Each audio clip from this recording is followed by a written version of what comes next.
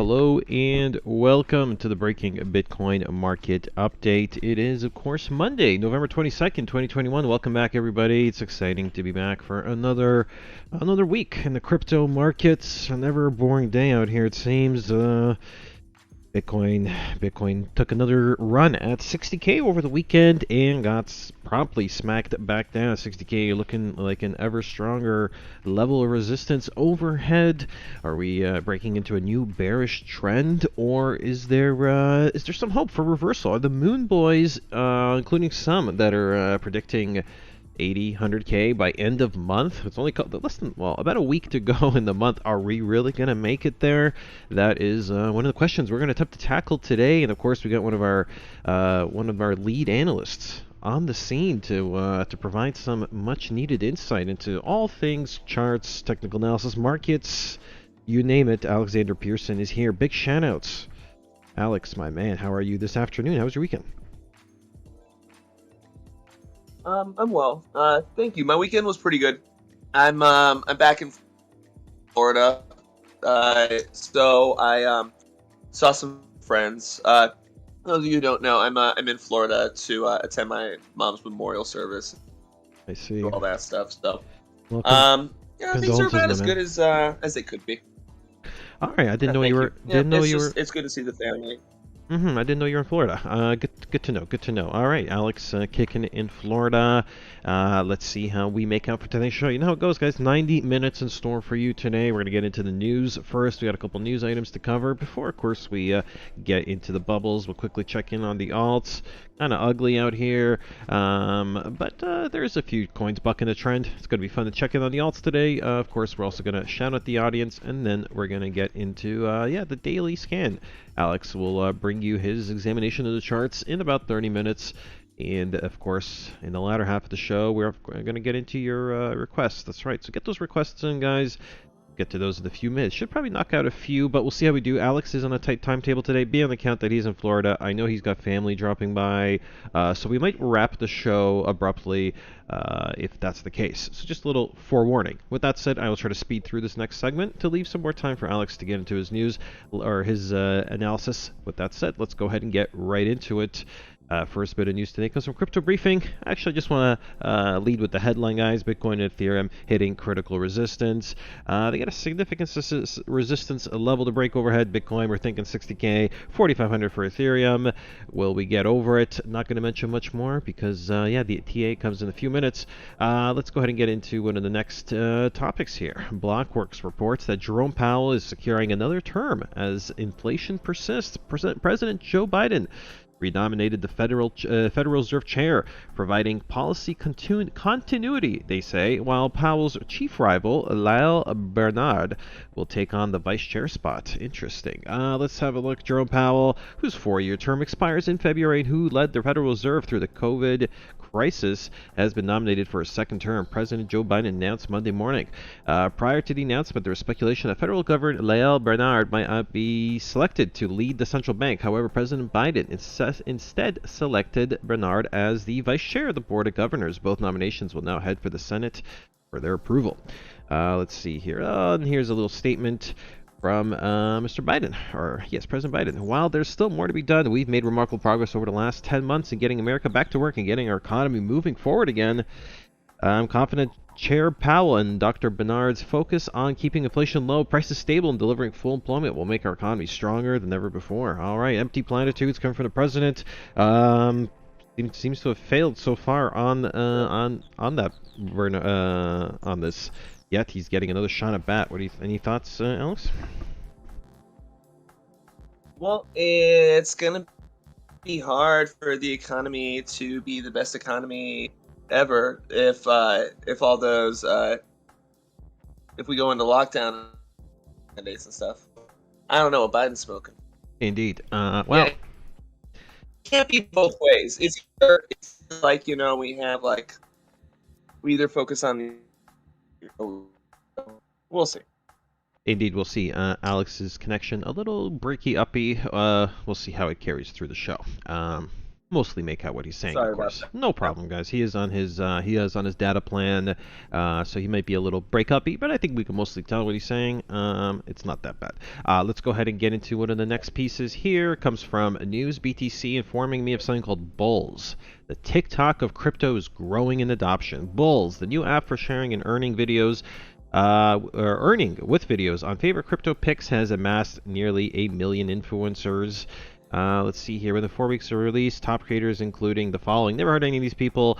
Alright, guys, so this might be kind of a shameless plug for this Bulls thing, but have you heard of this new TikTok of crypto? People post videos shilling, I guess, their crypto picks. I wonder how much News BTC got paid to shill Bulls this afternoon, but hey, I'm just this is the first I'm hearing of it. Hey, who knows? Maybe this Bulls thing will pick up traction and maybe become a popular new crypto social media hub for people to connect to. Not too sure. Do check out Bulls. I don't want to indulge this too much because this is indeed starting to read like a press release. But there you go. I didn't realize there was a TikTok of crypto. Let's go ahead and get into the next piece. This one's kind of disappointing. TrustNode's reporting alt-right NFT banned from OpenSea. You guys might be familiar with this particular artist. An NFT collection by, man, I can't even use all these keywords because it's probably going to get me banned from YouTube potentially, or maybe boosted, but let's have a look. Yes, so this alt-right artist known as Stone Toss, you guys might be familiar with his artwork, might have come across it on the internet before. Well, Stone Toss and his new collection was removed from OpenSea, the biggest marketplace for NFTs. And this, here's a little quote from Stone Toss. It might be a mass of whining that triggered an automatic response. Indeed, guys, looks like Stone Toss got hit by cancel culture. And, this article is an op-ed piece, mostly taking Stone Toss to task and not really pushing back on what should be kind of a decentralized space, guys.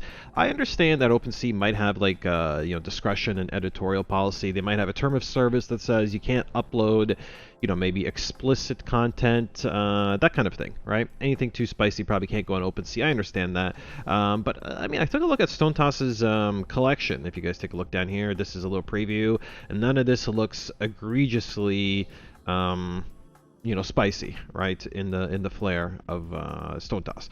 So it's kind of disappointing that it seems like cancel culture strikes, and it's disappointing when it arrives at a ostensibly decentralized kind of platform or a marketplace. It seems like mostly politically motivated cancellation here of Stone Toss.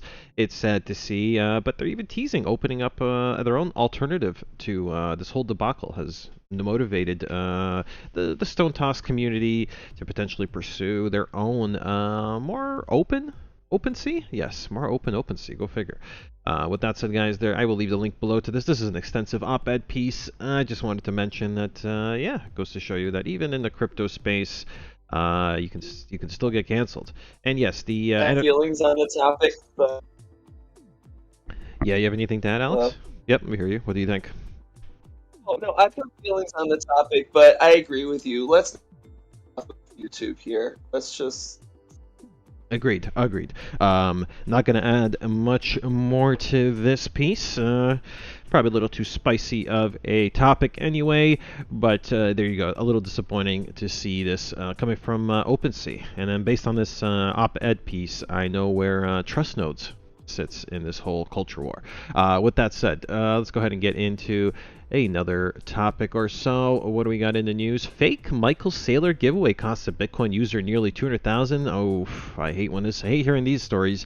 Always a good reminder, guys, what not to do. A Bitcoin user made a payment of $180,000 to a, quote, confirmed Michael Saylor giveaway scam. Scammers also impersonate users such as, Tesla CEO Elon Musk, as well as government agencies or well-known businesses. The crypto industry is a victim of its own success. Sorry, but in this case, about 3 Bitcoin was sent to a giveaway scam impersonating MicroStrategy Chief Executive Officer Michael Saylor. Crypto tracking tool Whale reported the incident on November 21st. It said that the theft occurred via the website mstrategy.io, and it confirmed that a scam platform used by con artists to impersonate Saylor. Let's see here. The site has been gone down. Fraudsters typically pose a celebrity, in this case Michael Saylor, before asking users to send Bitcoin to a designated address. IRS. They promise to multiply the crypto that investors send in the giveaway, but instead they make off with the money. Yes, it's a classic scam, guys. Never fall for these. If somebody promises to send you double or triple back your XRP, your Ether, your crypto, your Bitcoin, avoid those all costs. I'm pretty sure most of us here are seasoned in this game, but if you're not, if you're fairly new to this, remember, always avoid the giveaway scams. No one's gonna send you 2 Bitcoin just because you sent them one. Away Bitcoin. Precisely. No one gives away Bitcoin. Precisely. With that said, guys, don't need to mention much more of that. Let's have a look here. Protos.com reports that the IRS has confiscated $3.5 billion worth of crypto last fiscal year. Amounts to 93% of all seizures. Let's go have a look here. The IRS Criminal Investigation Unit seized $3.5 billion worth of crypto during its fiscal 2021 year. The IRS, which operates under the Treasury, maintains a cybercrime unit to investigate complex financial crimes that include a cybernetic component. The IRS CI prioritizes crypto, blockchain, and open source intelligence technologies. Crypto accounted for a disproportionate amount of all IRS CI seizures. This is the cybercrime division. I figure it would. The IRS CI identified an additional $10 billion in tax fraud and other financial crimes. Congress previously considered a tax plan that includes a paid-for provision to fund its infrastructure package. Legislators estimated they could raise an extra $28 billion in taxes coming from enforcing unpaid taxes from crypto traders. The plan would also require businesses to report crypto transactions worth more than 10 grand. In its annual report, the IRS also issued a warning about shady tax preparers, citing a recent case in which a tax preparer pleaded guilty to charges of aiding the preparation of fraudulent tax returns. Yes, so here's some notable seizures, guys. What makes up over $3 billion worth of seized crypto? Let's have a look. November 5th, 2020. So a little over a year ago, the U.S. moved to seize Bitcoin worth more than $1 billion. IRS agents took from an anonymous party known as Individual X. This is the guy who hacked Silk Road. All right. Individual X was allegedly named in a lawsuit as a fraudster. This gentleman here. Of course, his allegations. Let's go here. Court sentenced Vladimir Kovachuk to 9 years in prison on conviction of charges related to a $10 million crypto scheme to defraud Microsoft. All right. He used software to obtain gift cards at no cost, and he sold them for Bitcoin. All right, well, there you go. Apparently, and so they seized a good number of his coins, too. Go figure. Quite a few high-profile ones here, guys. I'm not going to bore you with them all, but if you want to explore the big hauls the IRS managed to snag from some would-be criminals out there, do check out this article. I'll leave the link in the description below. All right, see here. Wolf Game, the latest play to earn FT game to take the metaverse by storm. All right, this is probably a mostly. I heard a little bit about Wolf over the weekend, guys, but this is kind of a promotional article. I'm not really going to indulge too much of this. Let's see here. Anything else we really got to cover? Only quarter after. We're doing great on time, but Alex is low on time, so we're probably going to expedite these last couple tabs. Black Friday sale over at TradingView, guys. Take up to 60% off, plus a free month. Offer ends in 4 days. All right, guys. TradingView. It's that time of year. If you have, go ahead, Alex. If you guys TradingView all the time, I really do to, drop the money on that. You trading, you consider that a business expense. I mean, I write this off as a business expense at least. But then again, considering I make my money solely from trading, I think it's an easier argument for me to make. But I mean, look, guys, you spend money on quality tools of the trade, and as far as I'm concerned, it's one of the best softwares out there. So that's why I put it up in News Pulse Premium earlier today for the members. And I bought a new membership earlier today with 60% off is the best deal that TradingView ever does. So that's right, did guys. my internet go down? No, you're here. You're here. No, It's a little break-uppy. You're breaking up a bit, but we can still make out what you're saying.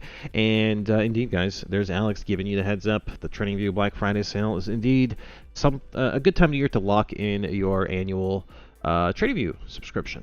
With that said, guys, let's go ahead and get into another thing I need to mention. Yes, Biden picks Powell. Already covered the story. And Uniswap V3 LP. This is another blog post coming from what's his name? Why is his name eluding me? Is this not from? Let me see here. Oh, it's maybe not. It's just a blog post from erect.news featuring the Uniswap V3.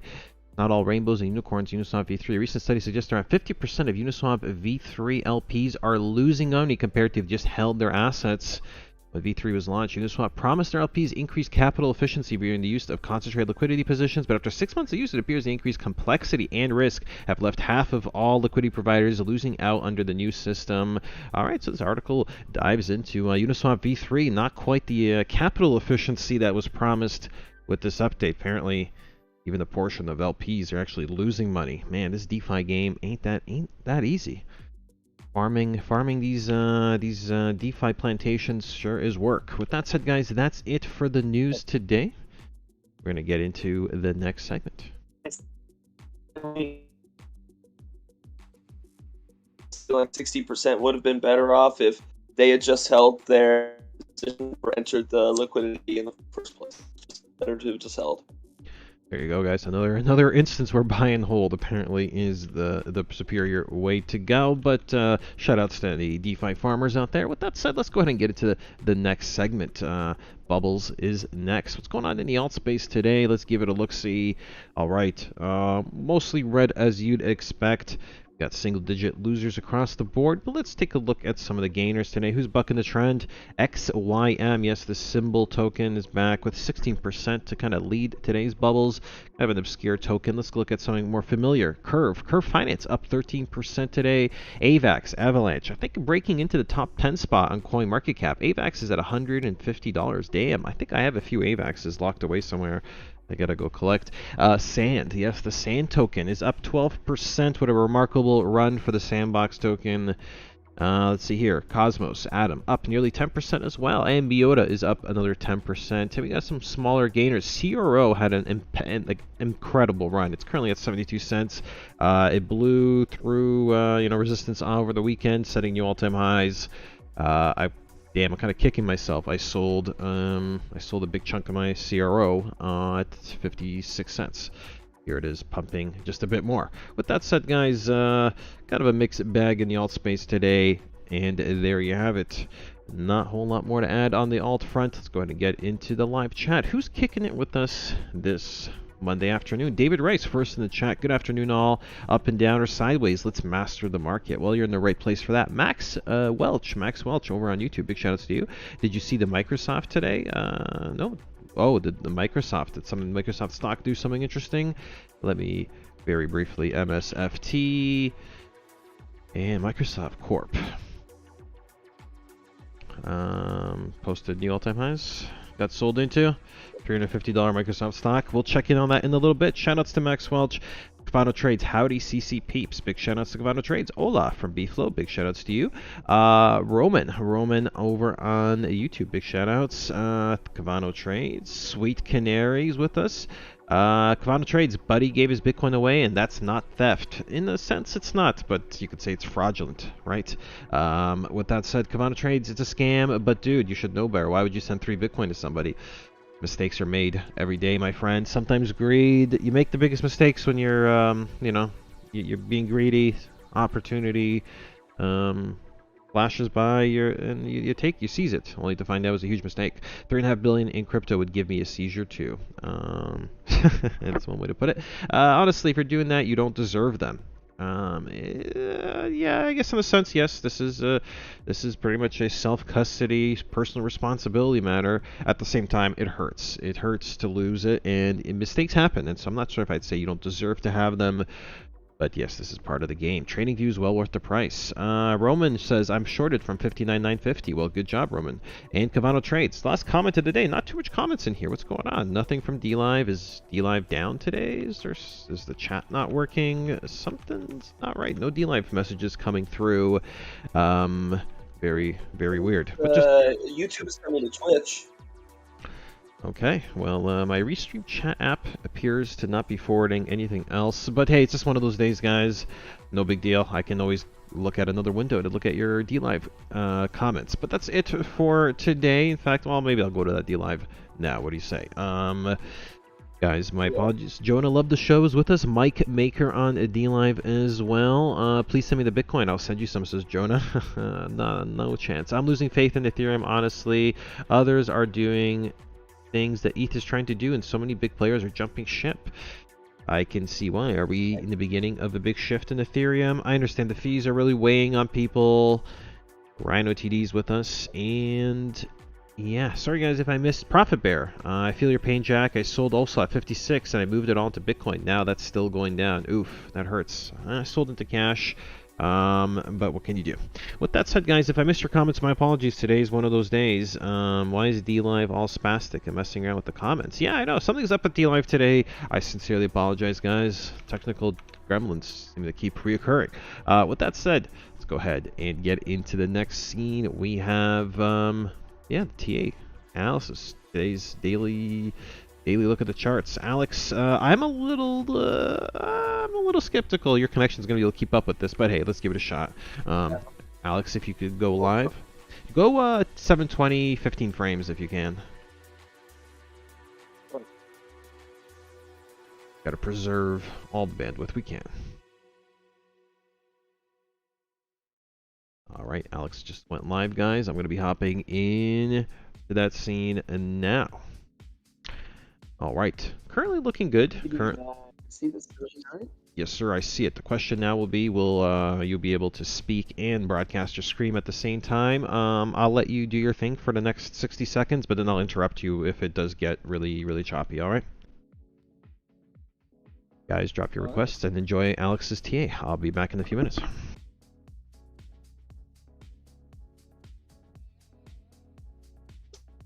Look at the weekly. We just had a nice weekly close.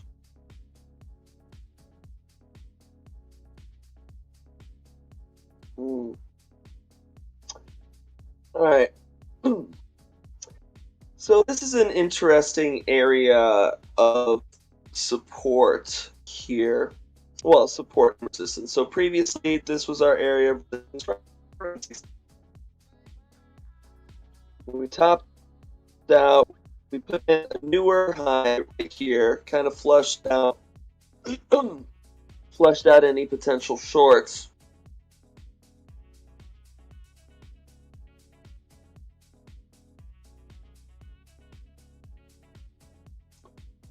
Come on. Here we go. Here's our day.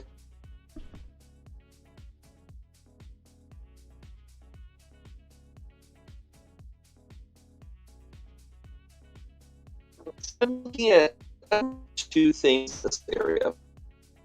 Alex, I hate to interrupt you, but I feel like your connection will not be able to keep up today. Can you hear me?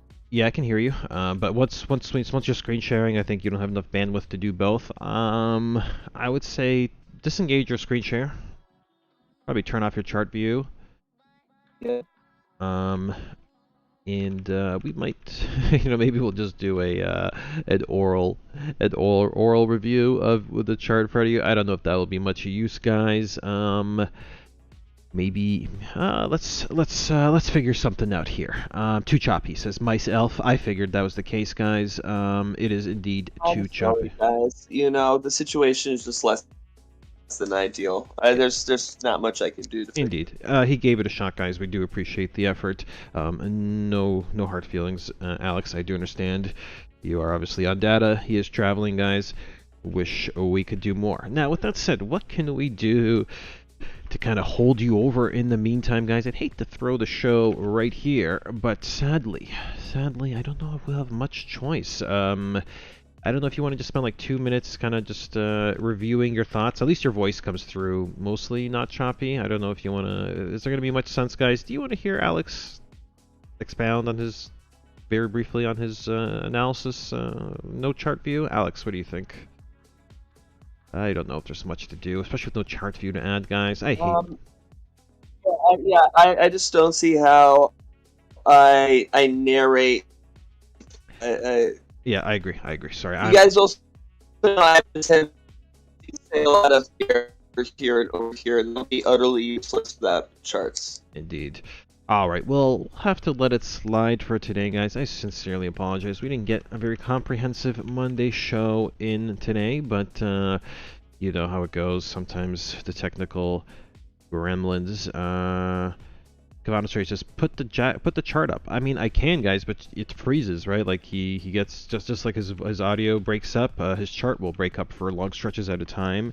I'm not sure if we'll be able to make anything off of that. And also, he says Alex talks over. That's only because there's a bit of a lag between us, guys. So it's no hard feelings. It's really just a lag. I can tell that you know, because he's going over the air. The slight delay causes that effect. With that said, can you talk to us about ETH? Some say it'll flip Bitcoin. Others say it doesn't work well or upgrade will be too long to wait for. I could see a future indeed, because you know ETH is has a certain kind of utility that Bitcoin doesn't have, and it's possible that in the future there's going to be so much volume coming through smart contract platform like Ethereum that indeed it flips Bitcoin, right? Well, Bitcoin will plateau out as like a digital gold. I actually have an opinion on this. So, listen, Ethereum 2.0 is only going to push off the problem. It does solve the fundamental problem, was that Ethereum cannot scale large enough to perform all the transactions that people want to perform on its network, even if it goes to proof of stake. So here's the way a blockchain developer put it to me. He said, okay, let's say you scale Ethereum all the way up to the point where it can have as many transactions as the Visa network does. Like, boom, like that's like what they often measure themselves against, right? Hello? They do. Go continue. Yeah. So, all right, what happens when you want to what happens when you perform 2 Visa networks worth of transactions on Ethereum, or 3 Visa networks worth of transactions on Ethereum? Because eventually you will get there with all of the different DeFi applications and then there's all the other Ethereum transactions that are also going on. Only a matter of time until we're right back where we are right now with gas fees. So, the answer is some other kind of architecture. I don't know. Polkadot and Kusama, they've got a lot of adherents. There's a network called Waterfalls, like this particular kind of, thing. All I can say is that people who are looking for Ethereum 2.0 to solve the problem with Ethereum scaling, maybe it'll be more marketable than that. Yeah, that's my opinion on the matter. Well, there you have it, guys. Alex's thoughts. Sweet Canary on the potential for Ethereum to flip Bitcoin. Indeed, it does depend on 2.0 fulfilling a lot of promises in regards to scaling. Let's see here. All right. Let's see here. You show the chart and have Jason. Could flip. I can see that, but it won't like that is what I'm saying. It only pushes off the problem. Indeed. There might be a case where, this is maybe where layer 2s will fill in the gap and all that. But indeed, this is probably why I'm a bit of a Bitcoin maxi. I could see the use for maybe not. It doesn't have to necessarily be Ethereum, but a decentralized virtual machine, a smart contract platform like Ethereum. I can see inevitably, displacing Bitcoin, because Bitcoin kind of has a narrow use case. It's basically digital gold, whereas I can see an insane amount of utility.